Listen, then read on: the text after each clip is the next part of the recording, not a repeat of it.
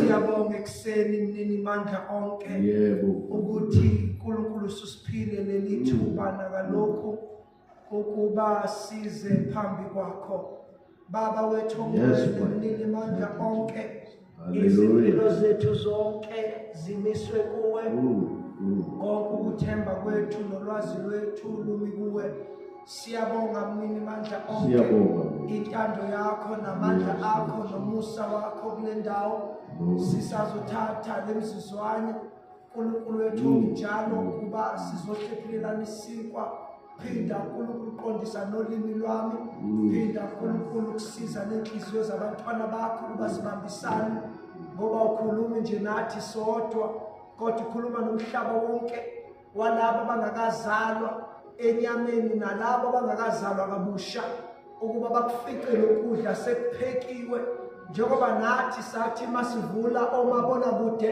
sahlangana nama DVD encane ezashumayela ezinye sezala lenkosini kodwa lokho kudla sakufika kuphekiwe kulungiselwe thina ukuba siyokudla nathi bese siyakuthatha sikubekele nabanye abayofika nabo badle emva kwethu egameni lenkosi yethu Kristu Jesu okwasuka umfundo yedwa wathi inkosi sifundise ukuthandaza amen bazalwane cela bazalwane sihlale phansi ngokukhulu ukuphuthuma asifuna ukuthatha isikhathi eside namhlanje sizoshare nje lamazwi kubazalwane bonke ukuze ivangeli liqhubeke ngiyathemba futhi ngiyakholwa ukuthi umsebenzi uyaqhubeka uqala ngibingelela ubaba usinya pastor ngibingelela umama usinya pastor ngibingelela ubaba Tifani ngibingelela umfethu Sihle ngibingelela odadewethu abangenile phakathi we greet you we love you welcome sanibona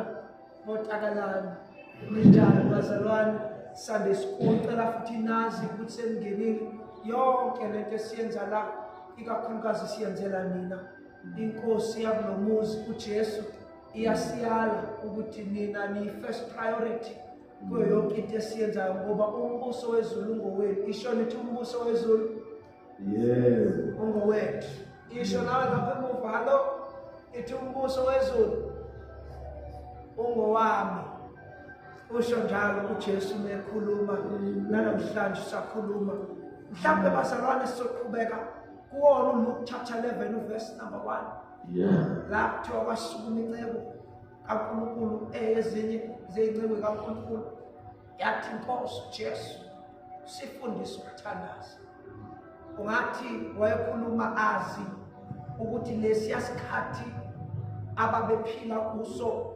kwakuyisikhathi esinzima kwakuyisikhathi lapho uJesu wayefike ezoba impendulo kodwa kukhona abantu abangayifuni lempendulo uJesu ayiyo kwakuyisikhathi esinzima la khona lwasefikile ushintsho lukaNkulunkulu uyamuzwa uJesu kwezinye indawo ethi you people have missed the visitation ukuthi usuku lokuvakashela lokhanjelwa anisalibonanga ngoba kuthiwa weza kwabakhe kodwa bangamkelanga wathi sifikile umnini mandla onke abantu abebethandaza for more than 300 years okuthiwa emva kwamprofeti uMalaki izwi kaNkulunkulu lanqabe emhlabeni wonke kwaba khona a period of time abanye babebhala bathi it's a period of silence noma it's a vacuum njengoba kukhona ipage empty phakathi neBhayibheli leliya page lisho ukuthi kwaba khona i-disconnection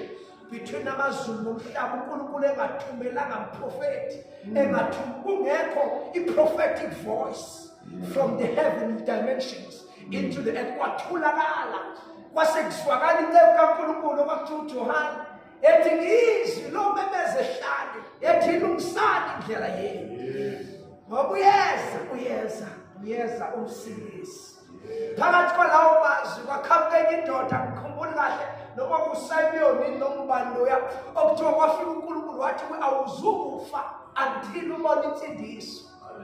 Lithi iBhayibheli lami uSimon lithi uSimon bazalwane wathi besembona uJesu esalusana wathi salusumukisa ngokuthula icebo yakho ngoba mehlama ibonile insindiso oyilungisela abantu bonke izizwe zonke uyilungisa inkazimulo yesizwe sakho uIsrayeli. Insindiso yezizwe zonke uma umuntu ekubuza ukuthi lo Jesu wabelungu wakhangaphi uzomtshela uqinisile mawukuthi uJesu wabelungu kodwa kuyena nje wabelungu kuphela owezizwe zonke insindiso yezizwe zonke. Kwasikhathi nje abantu ababhedayo kumele bavumele ukuthi ubheda kahle ngoba nalokubheda kwakhe akuphelele angeke kusize. Yebo ivangeli lafika nomlungu ngoba uNkulunkulu usebenzisa izinto ezidelelekile ukuze aziveze uNkulunkulu othembekileyo. Lafika nabo bezogqilaza siyavuma kodwa noma lafika nabo kwakuyindlela kaNkulunkulu ukukhombisa ukuthi uNkulunkulu ongevinjwa. Lafika nabo be-envelope ngoba kuthiwa wakhona ama-missionaries e-England ama-missionary societies okwakuthiwa ayiqalaza umhlaba wonke. Abanye bahamba baya koMyanmar, Vietnam, abanye baya David Livingstone behla beza la e-Afrika bezoshumela ivangeli. Robert Moffat nabo behla beza la, Hudson Taylor baya China. Abantu abaningi nje Mary Slasher baya laphana Nigeria ngoba ivangeli lalifuna ukuphuma lalivinjwe izinto eziningi njengakulesi sikhathi ukuthi ivangeli intsha ayitholi ngoba kunezinto ezivimbile kodwa ngeke ulivimbe ivangeli ngoba lingamandla kaNkulunkulu. And uma lingamandla kaNkulunkulu bonke abalithwele bathola amandla ukuthi bavundle. So batholakala-ke bengena emikhumbini yama-colonizers bengena nencwadi nemqulu noma laba abahamba nabo beyogqilaza kodwa bona baye beyokhulula noma befika la eSouth Africa ngeyindlela ngoba nayo iRome bazalwane yaba yi-preservative yokupreserva umqulu okuyizwi kaNkulunkulu. Noma iRome yayigqilaza abantu noma iRome yayinezinto eziningi yayizenza ezazi-wrong kodwa uNkulunkulu wayisebenzisa iRoman Empire ukuthi alipreserve ivangeli. Ingakho behlabelelo hlelo emhlaba bethi lazula ivangeli.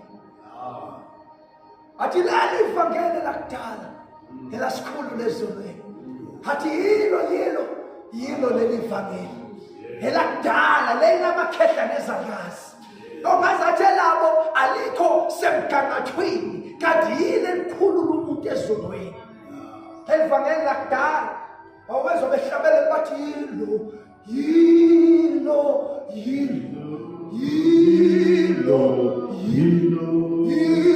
ivangeli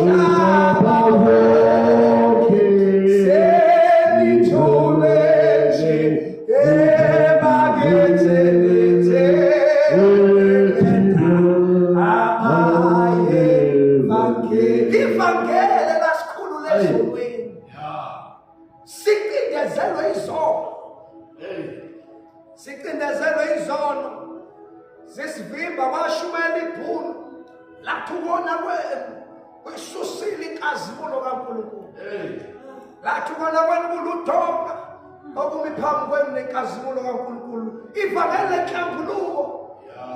Ukuze umzalwane angahambi namanikiniki. Akusho njalo la sikhamba khona uthiwa uyingozi. Uma umntwana kaNkulunkulu uhamba namanikiniki.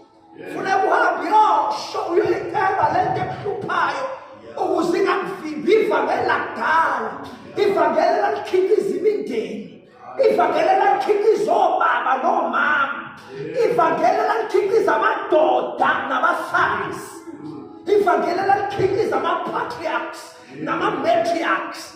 Njengoba namhlanje sinemizi ehola wogogo, ugogo ubamba umuze yedwa akhiqiza odokotela nonjiniyela yedwa ngempesheni.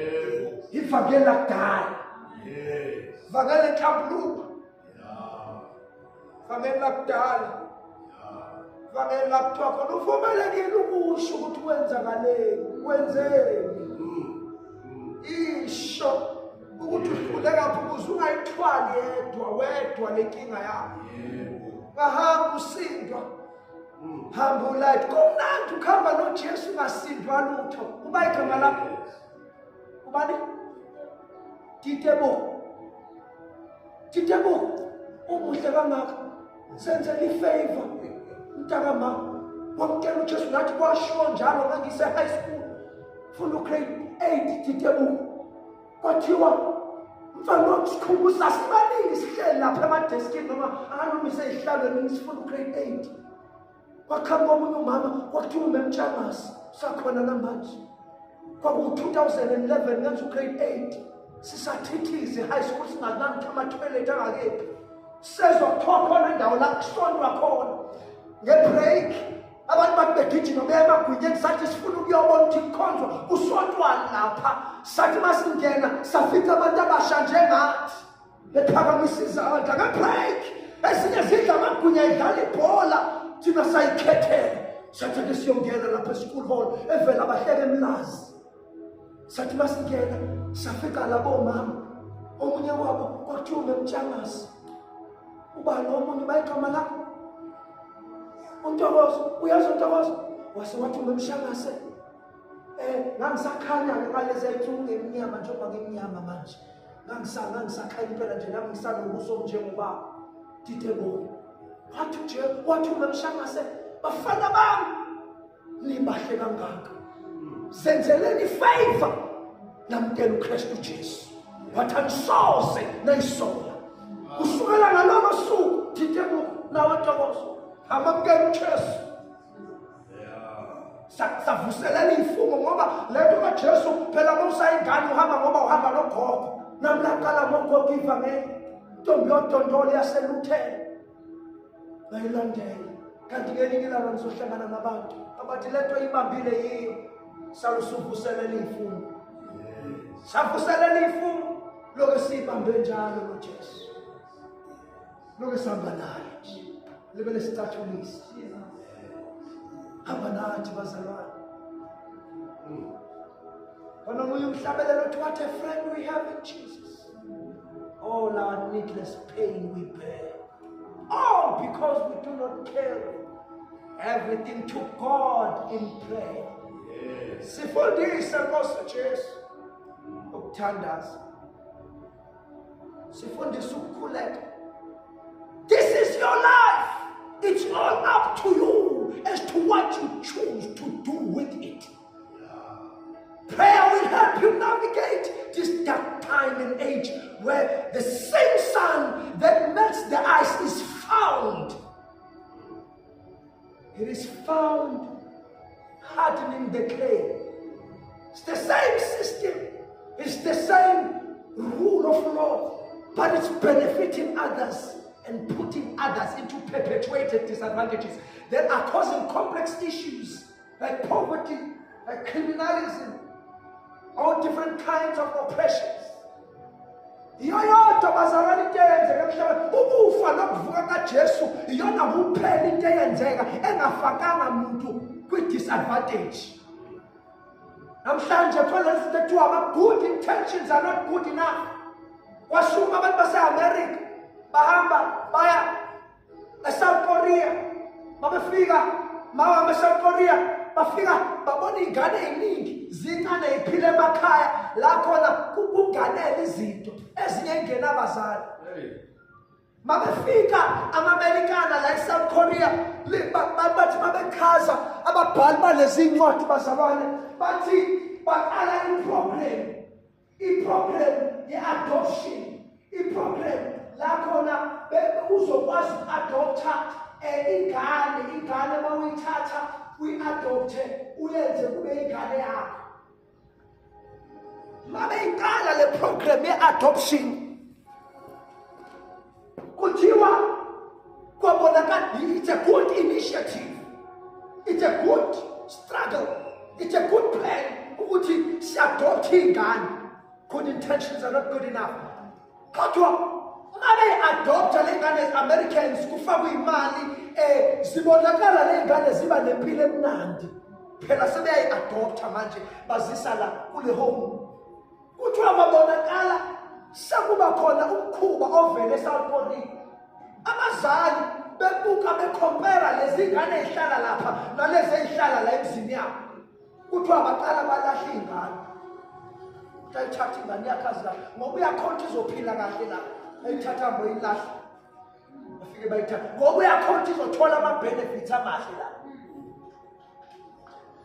So it's a good struggling initiative and plan that is helping others. Kodwa manje kwabonakala sekudestroye i-society. Nakho ama-families manje sebelahla ingane beyilahlela lapho ngoba bekhona ukuthi zizothola impilo engcono lapha esingayitholi la ekhaya. It's a good initiative. It's a good intention. But unfortunately it's not good enough because abanye kuthiwa babehamba imission ziye ko-South Korea noma kulamazwe lapha e-Far East ba-offerisha abafundisi ukuthi sofika ebandleni lakho sokusponsorisha nge-sound system, sokusponsorisha ngemoto, sokusponsorisha nganoma yini uma nje wena uzoshintsha umbono webandla ufane nowethu.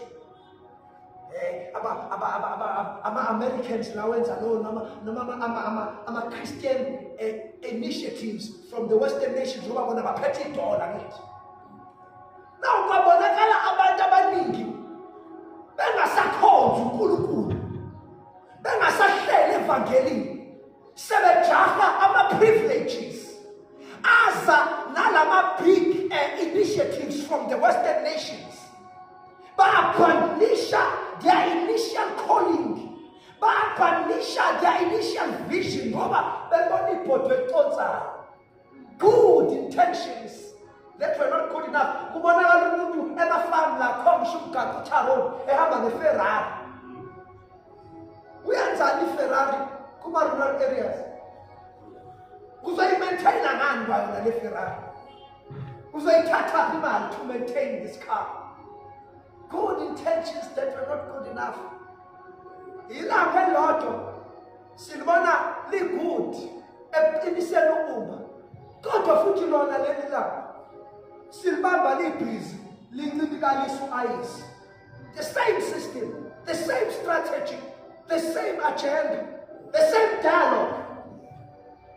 But in this dialogue, khona abantu ababenefitayo, kodwa khona abalibele behla. It's the same struggle. So masibuka indaba yevangeli, uma ingona isikhumbuza ngalezo zinto ukuthi isikhumbuzo zigadeni izinto engifuna ukuzozenza. Ngoba hleze nithi manenza lezo zinto kube khona abalimalayo, kube khona ababenefitayo, kodwa abanye baqhubeke balimala. uNkulunkulu uyakuthokozela ukulindwa. We all get to wait. Kwesinye isikhathi bazalwane uNkulunkulu wethu ubuye enze lento yokuthi izinto ayimise njengamabomu ngoba ekhumbula ukuthi ake kube khona abantu abamile nje belinde mina, belinde nje. Uyakuthanda ukulinda, ukuhlala nje bazalwane uphela 50 years uhleli ukulindile, ulobela uhleli la uthi hawu Jesu kanti uzophendula nini? Uyakuthanda lokho. He enjoys it. Omunye wayeze athi waiting on the Lord. What is to wait on the Lord? Why a restaurant? Why a restaurant? Okay, why tell ama-fried? La kunamatafula khona noma KFC. Hayi KFC abakwenzi. mhlawumbe Debonese bayakwenza noma ewiphi wakwayewiphi ukubona wiphi ufike ufake wakwaye KFC yes angazi noma bayakwenza ile KFC akaze ngibona ufika ubhala i-order khona incwadi abakunikeza yona lithi ebese uyasufuna ini utshele uweight uyabazi uweight labantu abagqoka amaphinifa namathawula lo muntu lo kuthiwa uwaiter ngoba wenze njani yonke into ayenzayo uyenze linde wena ukulinda wena ukuthi umtshele ukuthi ufunani ebese uyokwenza yonke into ayenzayo la emsebenzini noma uhola ngenxa kabani yakho noNkulunkulu ufuna kube njalo yonke into siqale sibuze ukuthi uNkulunkulu uthanda ukuphuzana namhlanje athi ngicela ukuphuza idrink bese siyahamba yonke into esiyenzayo siyenza sisuka kuyo siyenze bese siyibuyisela that is called waiting upon the Lord usebenzela yena usuka kuye ngamandla akhe wenza uphinde ubuyele kuye ingakho kuthi uNkulunkulu wayidala zonke izinto zaba undingilizi yonke into undingilizi ingqondo yakhe ekhanda indingilizi ama-cells akhe emzimbeni ayindingilizi i-DNA yakhe indingilizi iwashi indingilizi i-solar system indingilizi ama-carbon cycles indingilizi ndingilizi andithi nayifunda ngo-0 i-cycle yayibona i-cycle everything rotates asikho isiqala asikho isiphetho uNkulunkulu akanasiqala akanasiphetho wadala yonke into njengayo uma sisuka kuye siyithola siphindela kuye singazi kanjani sazalwa saphila siyofa siphindele kuye ya understand manje kunjalo ukuhamba noJesu sisuka kuye siphile emhlabeni siguge siphindele kuye kodwa konke lokhu sikwenza emthandazweni let's go bazalwane encwadini kaLuke chapter number 11 verse number 1 isikhathi sami sesizongiphelela namhlanje angifuni ukuthi esikhathini ngoba ngizokuthiwa sine-meeting that we have to conduct Luke chapter number 11 verse number 1 ngiyamthanda ubaba usiya pastor mekhuluma ngendaba kaJohn chapter number 17 ngoba indaba ebengike ngakhuluma ngayo nami during the week ukuthi uJesu methandaza bazalwane uthandaza ngevision yonke into ayikhulumayo ukhuluma ngevision uyabona engene emthandazweni uJesu ungathi declaration yevision yakhe hamba ufunda uLuke chapter number 17 John 17 uyabuza ukuthi yonke into ayikhulumayo ikhuluma every vision 2 ukhuluma njengomuntu oyazi i-identity yakhe ukuthi akusakhulumi nje umuntu wase-South Africa sekhuluma indodana kaNkulunkulu esembonweni kaNkulunkulu kanye noNkulunkulu ngenxa yabantu uyayizwa ne-language yakhe ayikhuluma uthi ngikhazimulise ngenkazimulo esasinayo umhlaba ungakabi one abasethi-ke ngiyabakhulekela labo mpheko ukuba uNkulunkulu banika ukuphila okuphakathi abasethi yini ukuphila okuphakathi ukuphila okuphakathi ukuthi bazi wena ukuthi bazi wena njengoba nami ngikwazi athi babe ngabakho njengoba unginike bona babe ngabakho athi bangaba mayingenxa ngoba ngibanikwe nguwe ukhuluma ivision uthi labantu laba khona kwezinye indawo lathi khona angisho ukuthi bakhiphe emhlabeni ungajulile-ke lapho yabona ukuthi abantu bajahe ezulwini kodwa angisho ukuthi basuse emhlabeni ukuthi bagcine bekhona la emhlabeni bazalwane ngiyasho abantu bajahe ezulwini babalekela iy'busiso we need to take advantage of the opportunity to work with God on earth sihambe noNkulunkulu emhlabeni singene phakathi kwemithi siphumelele ikhona abantu balibona ivangeli likaNkulunkulu ngathi ungene endaweni la kuthiwa kungeni muntu khona emhlabeni kusangena la kuthiwa kuphunywa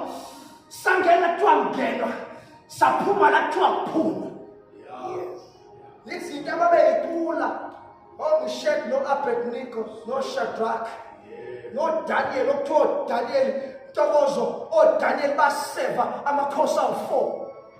uDaniel was gifted with the anointing of governance. Waseva amakhosi waseva uNkulunkulu phansi kwamakhosi awu-4. Wawu-4 lamakhosi aphenduka. I can't wasala Belshaza ngoba kwasekulate naye wayesetshela kuthiwa mene hekele ufasile. uDaniel wahamba phambi kobuso kaNebukadneza. Bonke labo baba-4 they were superpowers. uDaniel phambi kaNebukadneza, uNebukadneza waphenduka. Ingakho masefika uNebukadneza ubizwa nge-7th kaNkulunkulu ophezu konke. Waphenduka uNebukadneza wambona uNkulunkulu ehamba ngenyawo. Bese kwakhona inkosi yesithathu kuthiwa uDarius yena kuthiwa wamane wamthatha uDaniel wambophela nezinye ikhulu baba u-3. Ngani baba u-3 yini? Namba kaNkulunkulu futhi leyo. Multiples of 2, 3, 4 and 12. Yinamba ikaNkulunkulu leso. Uyazi hamba ifunde eBhayibhelini silibele ivele ingakho nathi ikhalenda lethu linenyanga engaka. Asonga ama-terms esikole mangaka. Term 1, term 2, term 3, term 4. Inyanga kwikhalenda January, February, March, April, May, June, July, August, September, October, November and December. That's the full circle. kaNkulunkulu. Izizwe ama-tribes ama-Israel awungaki? Awu-12. Ubani? uJani, uDani, ubani noJuda bonke laba baze babe ungaki? 12. Abafundi bakaJesu bawungaki? Bawu-12. Abasala noJesu esiphambanweni bangaki? Bawu-2. Ababona uJesu enkazimulweni bangaki? Bawu-3. Uyabona ukuthi lento ka-3, 4, 12 libe libuye eBhayibhelini. Because iy'namba thina sithi iy'namba kanti kwela kamoya ziyakhuluma. Ziyakhuluma. Bese kuba unumber 6. Unumber 6 kuthiwa inamba yabantu. Umuntu wadalwa ngosuku lesingaki? Yes. Namba yabantu. But ikhe ey'nambeni so sigcine sesiphelele ey'nambeni. Luke chapter number 11 verse number 1, because bazalwane uNkulunkulu sesambulela into enzima kulezi nsuku ukuthi abantu abafundele lutho ngoJesu baya-entertain. So umuntu akazi lutho uphethe ibhomu engashintshi i-orange farm kodwa akayazi ushawa nayo le bhomu. Uphethe into esindayo engashintshi iy'mpilo zakho ukuthi ushawa nayo ngoba akekho okubizele ecele kanti ukuba uyayazi lento oyiphethe. Wathi uyifa lewula lidliwa zihlakaniphi. Njengoba zilidla nje nala eSouth Africa ihlakaniphi. Zilidla sibhekile bazalwane ifa lethu. ISouth Africa enhle kangaka izospoilwa abantu ngenxa ye-greed. Sebelwile oNelson Mandela bayiqeda indaba bakuthulisa umsindo bese kufika abantu abazihlakaniphi. Kodwa lasho ikhehla lakaMandela lathi education is key. Ingakho noJesu bemcela abafundi bathi inkosi sifundise. Mawuphindele ekhaya ungayikhohlwa yonke into engishilo, khumbula into eyodwa ukuthi bathina abafundi bathi inkosi uJesu enze njani? Because umuntu ofundiseke kahle ubona ngisho nenja, uyabona inja mayitrainwe kahle uyibona umnini wenja umbona nje ukuthi itrainiwe lenja. Train ayifani nezinye lezi ehamba iphinda ingqondo la ngaphandle. Itrain ifundisiwe ukuthi ngiyakudla lokhu angikudli lokhu ngidla ngalesi sikhathi. Ezinye azidli ngisho nanoma uyinikeza ukudla iyazi ukuthi angikudli ukudla okukhamba komunye ukuthi ngidla la ngalesi sikhathi esiwukuthi ukuze mabejijelela upoison ingawudli. Sifundise. Lo mfundi wayekhuluma something that is profound ngoba siphila esikhathini la khona ngenkathi sifika evangelini abantu babegxeka ama-mainline churches. Kanti ama-mainline churches abambe lona elingenamsindo, elingena-entertainment. Ama-mainline churches ayafundisa. They will teach contact to i-catechism. Abanye abalazi. Uhlaliswa phansi lapha udle umqulu before ugcotshe ukuthi uzoba yimember yebandla. Aludle i-catechism. ufundiswe uyini ukukholwa, uyini uJesu, sithini isivumo senkosi, uyini ukukhuleka okukhulu. Uthi ukangena emandleni the General Church usulungisiwe njenge-KC ngesihlalo, usungakwazi ukuthi ihlalo mayifakwa ndawonye nawungene khapha into the gear umeshe nebandla. Kukhona abantu ababekhokhelwa ukuthi baqeqeshe iy'ngane zebandla ukuze zilazi ivangeli. Ingakho nje thina ube kudlale ngathi awulutho bazalwane, noma ungafika namanga ngeke usasithinta thina. Yabo umuntu oselibonile iqiniso ngeke usadlala ngayo. Umuntu osefundisiwe khona umuntu mfana sasisebenza naye lapha last year. Babefika eThekwini bemtshela imikhuba yaseThekwini athi mina ekhaya kwathiwa. Yes. Ningoba nini? Ekhuluma nabantu abadala. Ningoba nini ngizomtshela into mina umama ubaba ekhaya. Bathi mangifika eThekwini angokwenza kanje. Finish. Omunye umuntu ukuthi uthina akasayingeni ngoba iqiniso selithole liphelele kubo. Kwekuku kulalela abantu abadala. Kwekuku bazalwane ukubekezelela abantu abadala kuyakusiza in the long run. Kuyakusiza ngoba ubula buyabulala, ukungazi kuyabulala. Kuthiwa zifa ngamvunye ngoba izimvu ziyizimpumputhe. That is why abantu abasha eSouth Africa bebhubha kangaka, because umuntu omusha akaboni ngisho esehleli nenyoka, akayiboni inyoka. Jajuliswa ukuqhakaza nje lwabo ukuqhakaza. Inyoka phela iyaqhakaza nesikhumba esiqhakazayo. Angiphathi khona ukuthi uyikhanyisa ngelight, it shines. Ujajuliswa ukuthi iyakuthandela engathi iyakuthanda. Kanti semsebenzini inyoka. Yes. Jajuliswa ukuthi nansi inyoka yazi yangithanda uzuyigqoke nawe kanti hayi ayigqoki. Isenhlelweni ukuthi ngelinye ilanga you will be in a position where you can't move. Yes, bophile. Others call it the kiss of the python. Kanti izokucabuza kanti hayi izilo kuzokucabuza izokugwinya.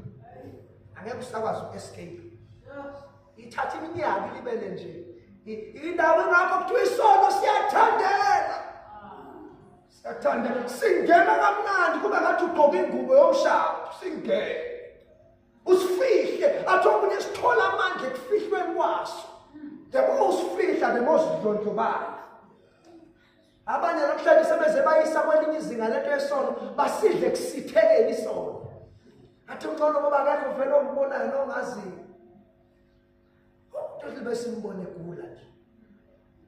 All of them, we're not talking about the disciples, but nangu ke kuLuke chapter 11 verse 1. Sengivala sengisalelo 15 minutes. And it came to pass that as he was praying in the certain place, it came to pass. It came to pass. Liqonda ukuthi into emilindele ukuthi iyokwenzeka ngelinye ilanga. Akusho ukuthi uJesu wayekulindile isikhathi eside ukuthi abafundi bakhe bayibone imfihlo. Wayeselinde isikhathi eside. Nali iBhayibheli lithi at last it came to pass that as he was praying in a certain place, when he ceased, one of his disciples said unto him, Lord, teach us to pray, as John also taught his disciples. It came to pass. Kusho Jesu into elibele ipractice le. Eyenza kodwa bengabona abafundi. Elibele uyabona umuntu melibele enza into elibele iphindelele. Uthola ukuthi abantu ababona alale phansi. Alibele yenza. Uthola abantu ababona manje uyathandaza nokuthi ababoni ngani. Ulibele yenza lento ababoni bonke. Ulibele yenza lento ukuthi kwazi ngaphela iminyaka ngoba uma sifunda abafundi bakaJesu most of their Bible records ama last chapters empilo kaJesu. Kusho ukuthi kwasekunesikhathi esithi uJesu ethandaza bengabona abafundi ukuthi indaba isemthandazweni. Bengaboni bebhizi bethi hey Jesu sithe masikhomba kwakanye idimoni laphuma. Hathi hayi thokozelana umlotsho wamagameni encwadini yokuphila. Athi ngibone uSathane njengonya siphatha kuzoshumela ngalento. Ngizokhuluma ngalento ukuthi catch the vision. I guess it's also to catch the vision. Catch the vision. Catch the fire. All of the disciples had their fair share of fame, but horrible deaths. Abafundi bakaJesu bonke babe famous. To me, babaziwe emhlabeni wonke. Kodwa mase sibheka ukufa kwabo, bafaka buhlungu. Nkosi, sifundisa ukuthandaza. When I grew up as I still do, the elderly people in my life will say, isimo sizokufundisa. People are educated, powerful, and well-mannered, rich and wealthy and famous, but still there is a hole inside their hearts. Awambona umuntu enayo yonke into kodwa usafuneni. Khona likhehlela chaza inganekwane lathi kwakhona umuntu wayehlala in the jungle. Asisho sithi in the jungle, isho in the jungle. In the jungle uthiwa bazambona ilwane lomuntu. Zaza kuyena. Kwafika ibhubesi in the jungle. Lathi ibhubesi ngizokunikeza amandla okuthi ube ne-influence phekwe ilwane. Lamnika ibhubesi but still kwakunomgodi enhlizweni yakhe. Nisekhona bazalwane uthiwa kwafika ijagwa ilesi silwane esimnyama ikati elikhulu elimnyama. Uthiwa nalo leza kulo muntu. Nisekhona bazalwane bheka ngapha ningabonisanlahleka abantu ngabonisanlahleka. Lafika ijagwa bheka ngapha bazalwane ngiyanibona phela kumele laphambili ngiyanibona nisangibhekile bheka ngapha. La yafika ijagwa yathi mayifika ijagwa yathi ijagwa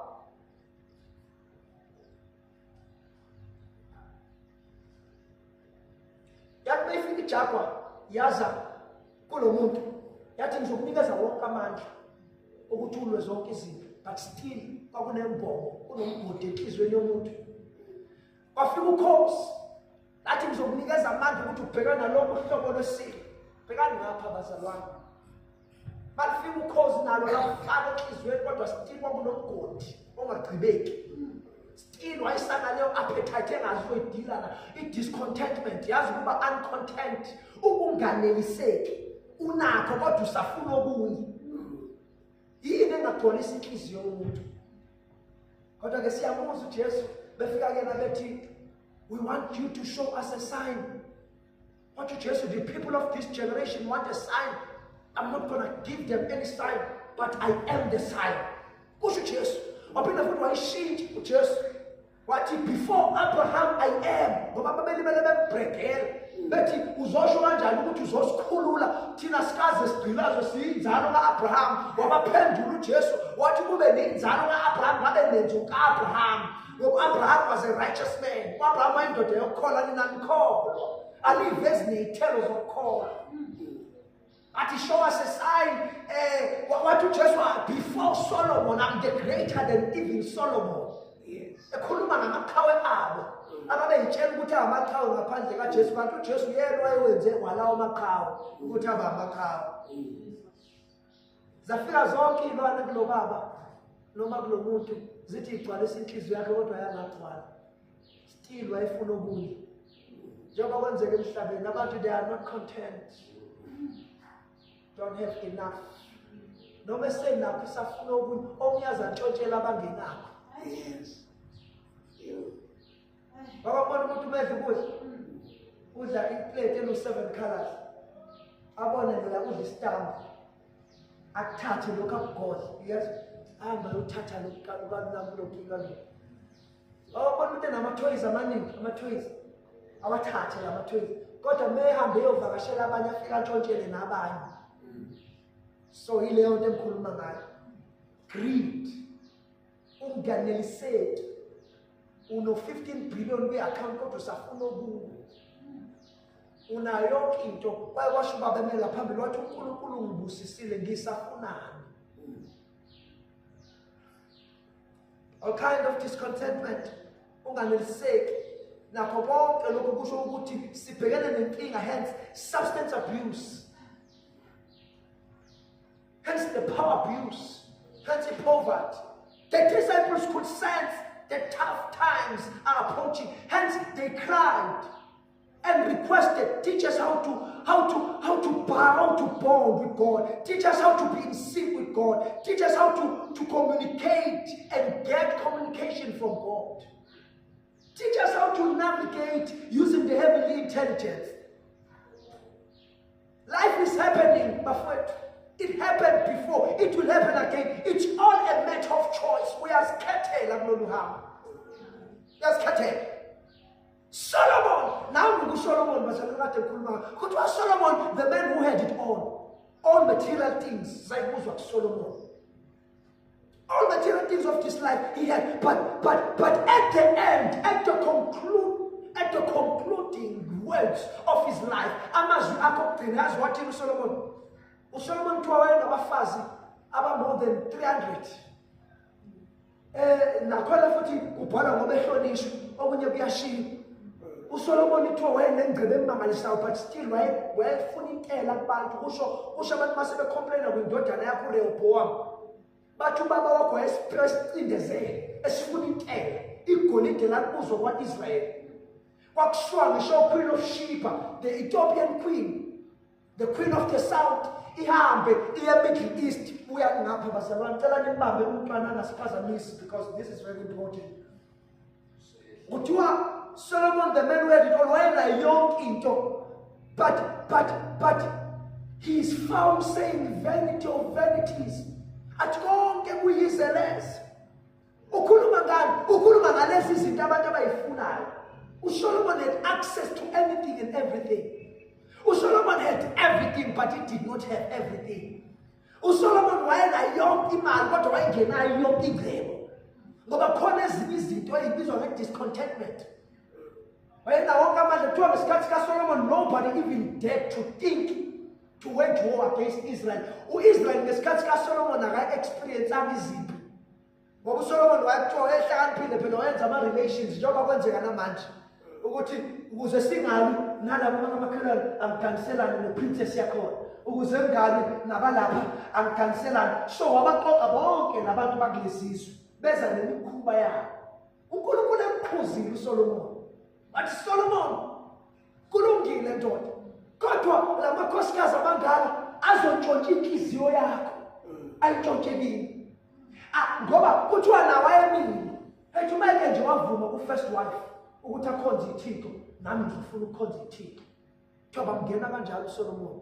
Oqala wathi ngicela phela nami ukukhonza uNkulunkulu bami wangithatha kubo. Ayithiwa bamakhele isinagoge lapho wakhonza. Nalowo muntu cabanga-ke amasinagoge amakhosikazi more than 300 mangaki lawo masinagoge. Yileyo naleyo futhi kuyi-request. Bithi ungivakashela nini siyokhonza uNkulunkulu wami. Wahamba kanjalo uSolomon. Waphuma ebukhoneni bukaNkulunkulu. Wayongena kule zinto. Zamtshontsha kanjalo wanyomuluka. Waphuma ebukhoneni bukaNkulunkulu ekhishwa ingcebo. Mkhipha. Ingcebo yezwe nokuthanda ingcebo yezwe ukutha kuNkulunkulu. Izinto ezayishiwa abantu abadala kuthiwa imali iyimpande yesono. Ungathandi imali. Kodwa imali mawuyithola isebenzisela ukubuso kaNkulunkulu. Imali ungabi isigcila semali, akube yiyona isigcila sakho. Ingabi ubusi kodwa kube wena obusayo. Hawu bazalwane hawo. Sasitshela abantu abadala ngingathi. All material things of this life he had, but he said vanity of vanities. Konke kuyizelezwe ngaphandle kwentando kaNkulunkulu. Yini intando kaNkulunkulu? Ukuthi bonke abantu bafinyelele kulazini iqiniso. Iqiniso bese liyabakhulula njengoba uJesu ayeshilo. KuJohn chapter number 17. Uthi ukuphila okuphakathi ukuthi bazwe. Bazalana umuntu owazi uNkulunkulu akusabi ngisho ukufa. Uyazi vele ukuthi uzofa, uyazi ukuthi kubuhlungu ukufa, kodwa akakusabi. Uyazi vele ukuthi kuzofika. Basho William Shakespeare, wathi death will come when it may come. Ukufa kuyofika sonke la kuyofika khona. Kodwa death is not the end. Kubantu abazalana noJesu. Ilanguage ekhulunywa abantu ke abalaziyo iqiniso elikhulu lakhe. Uyabona namhlanje abantu babanjwe amanga ayakubopha.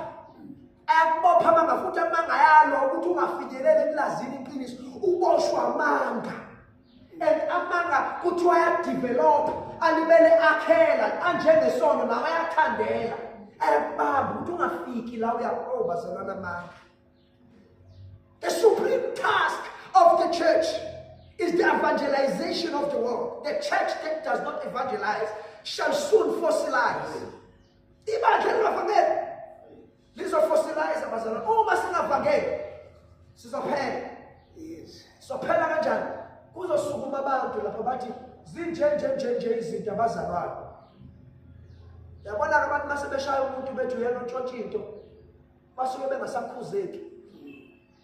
Ngoba basuke sebeyimisela ukuthi bayaqeda ngalomuntu. Namaphoyisa wasondeli. Ingakho bazalwane semqoka kuthiwa Lord teach us how to pray. The disciples understood that prayer is what Jesus did the most. In fact, all he did was from prayer. They did not say teach us how to be wealthy. They did not say teach us how to have big churches. They did not say teach us how to pass and succeed and become billionaires. They did not say teach us how to become millionaires, philanthropists, populists, people of fame and power, politicians and all that. They did not say teach us how to be men and women of prominence, power and potency. They did not ask for that. But they said, Lord, teach us how to pray. The people of the rock, the delegation of mankind. The 4 seasons, the 12 tribes. The 4 corners. In the walk with God. Siyathola bazalwane ukuthi zonke lezinto iwisdom experience ama connections ukulwa nama plans yonke lento inama limitations. uNkulunkulu ufuna sabe emgaqweni osemoyeni ongena intaba ongenamagqulu umgaqo noNkulunkulu kuphela. Ingakho lithi iBhayibheli ey'nsukwini zokugcina kuyoba khona indlela ney'phuputha ngeke kule ndlela nabangaboni ngeke baduke kule ndlela.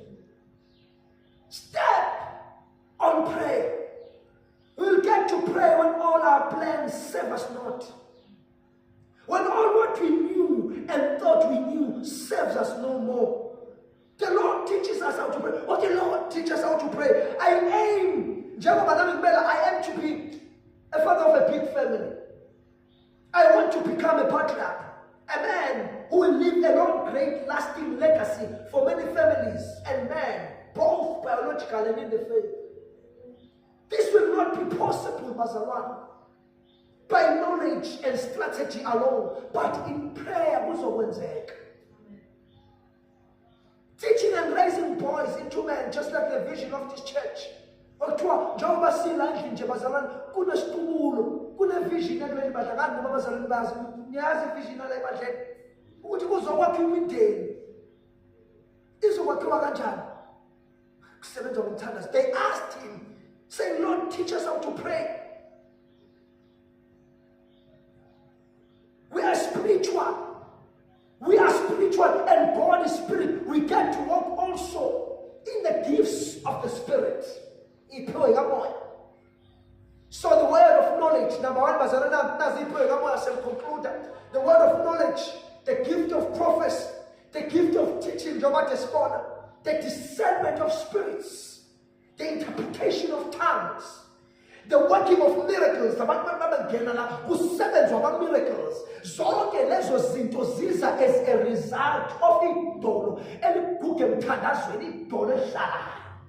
Angeke zibe khona lezi zinto kade ngiyibala ipho ekamoya mabathandazo no. uNkulunkulu akayona ivandala akayidlulundeli nje. Udinga abantu bamvulelisa bangena. Uma sithandazo suka sivula amasango ezulu ukuthi uNkulunkulu ngena njengokunjalo. Ngena ngamandla akhe apheleleyo. Ngena ngomgangamshela nobuqaqawuli bakho. Ngena ngobuhlakani bakho. Ngena namazulu ephelele. Uzodila ney'nkinga zethu sikuvulela a portal of entry. Bazalwane, they unwittingly knew that it would not be easy for the task that they were given. uNkulunkulu wabatshela abafundi bakhe ukuthi niphiwe amandla emzulwini nasemhlabeni abanishumayela izwe ivangeli kuyo yonke indawo. Nibatshele ngami nibafundise lokho engimfundise kona bonke abantu wonke ama-generation. uNkulunkulu uyakwazi ukwenza lokho yena yedwa kodwa uthembe thina ukuthi siyokwenza. Kuthiwa i-Great Commission ke leyo uyithola koMatthew 10 nakoMatthew 28. La uJesu ethi, go unto all the world and preach the gospel and know that I'm with you always. Yabona ke lapho ethi ngiphiwe amandla emhlabeni nasezulwini ukuthi enikubophe emhlabeni kuboshiwe ezulwini enikaqe emhlabeni kuqaqiwe ezulwini. This does not need money. It does not need knowledge only. This is where connection may fall, bazalwane. This is where the worldly provision might not serve us or might not even be sufficient. Kwasho David Livingstone ezoshumela la Africa. Kwathiwa sibajumele yini excuse me, ama missionaries bazokusiza. Kodwa bathe bazoza lapho uma sekuyisama. Ngoba njengamanje uma sekuyiwinter ngoba njengamanje iziziba zigcwele abekhambeke kalula. Kuthiwa waphenduka uDavid Livingstone wathi ningabathumela kanjani. Thumelana bazoza noma indlela zokwenza zingekho clear. Thumelana bazoza bangeke balinde convenient. Le-convenience. Ngithumelelene amasosha abantu abazovunda. Abantu abangeke bathi solinda ngoba we will wait until all the ducks line up. Ungalindi ukuthi izinto zize zibe in your favor. Nama-investors azositshela bazalwane ukuthi we don't invest just because the investment is promising. We invest when everything is dark and shallow and there is no hope. But we invest. Because for this uthandaza, uJohn, kuthiwa he was the only apostle believed to have died a natural death. Bafa kanjani? uJohn bazalwane kuthiwa bamthatha bamqilisa emafutheni, bamphukuza amehlo. Bakade bamthatha bamjingele ePatmos. Wathi befika ePatmos wathi ngiyabona. Haleluya bazalwane. Wathi ngibone mazulu, wabona izulu liphelele, wabona uNkulunkulu bemdumisa, wabona izinto ze-future. Kodwa naye kuthiwa wafa. uJohn futhi uyena wayesesele, bonke basebefile, wafa in isolation, wafa phakathi kwabantu angabazi. Wafa in exile, ese-island of Patmos. Betshela ukuthi ufika afe lapho kanti uzofika bona uNkulunkulu. uPeter kuthiwa wa-crucify upside down. Wathi ngeke ngilunge ukuba ningibethele esiphambanweni esinjengenkosi yami, esami isiphambano sibhekiseni phansi. Bamthatha bamfaka bamphanyeka. Bafaka njalo. U-Andrew kuthiwa wa-crucify kwisiphambano esiwu-X. Shuthi yena esakhe asibhekiswa ngaphansi abhekiswe eceleni. Naye wathathwa waphanyeka wafaka njalo. uJames naye kuthiwa wayi-executwa ngenkemba under u-Agrippa. uPhilip by tradition kuthiwa yena waba martyred by uHerophilus, possibly wa-crucifywa naye. uBartholomew kuthiwa yena he had been flagged alive. Yazi bazalwane ukuba flagged alive kusho ukuthini? Baphukulula isikhumba ephila. Yabona wena uhluba ama-potatoes. Wahluba isikhumba kuthiwa naye bamthatha ephile njalo bampucula isikhumba. Wafaka njalo abafundi lapho. So ngizama ukuklerisha la uMatthew kuthiwa yena bazalwane nansi indaba. Kuthi uMatthew wafa eEthiopia. Kukephi eEthiopia? Kuse-Afrika. Okusho ukuthi ivangeli kathathe ngikhuluma eqaleni ngithi lafika nabelungu bengiqamba amanga. Ivangeli beselikade lafika eAfrika. Lafika noMateyu. Wafika uMateyu walishumayela waliqeda. Ekhuluma nge-servant leadership. Ekhuluma ngezinto ezayifundiswa uJesu. That is why Africa sikhipha izizazimthetho. Kodwa noma igcwele izazimthetho still sandela abantu abakwazi ukukhuluma kodwa bangakwazi uku-applya izwi kaNkulunkulu. Sandela ama-politicians asibopha ngemithetho kodwa bengakwazi bona ukuthi bayiphile lemithetho abayikhulumayo. uMatthew kuthiwa bamgaxa inkemba naye lapha e-Ethiopia. uThomas naye kuthiwa yena-ke washawa ngesipili uThomas e-India. Wayoshumayela eNdiya ngoba ivangeli kade lafika kuqala before baptism. uJames the son of Alphaeus kuthiwa kuncane okwaziwa ngokufa kwakhe. Kodwa naye kuthiwa ngathi wafa ePesha oFar East. Sesiphelile bazalwane isikhathi sami. Isikhathi sokuthi ngihlale phansi. Siyambonga kakhulu uNkulunkulu. uJudas Iscariot naye kuthiwa wafa. uJudas Iscariot sonke siyazi ukuthi wafa ngoba kwakuwumpostoli wemali. Imali yamcorrupta, yamphuca ithemba elinguKristu Jesu ngabowasho ukuthi konakale kephi. But bazalwane zonke lezi zinto ibuyele ekutheni bamncenga bathi Nkosi sifundise ukuthandaza. Thank you Jesus. Modimo iboko twalela ye modimo udiboko twalela ye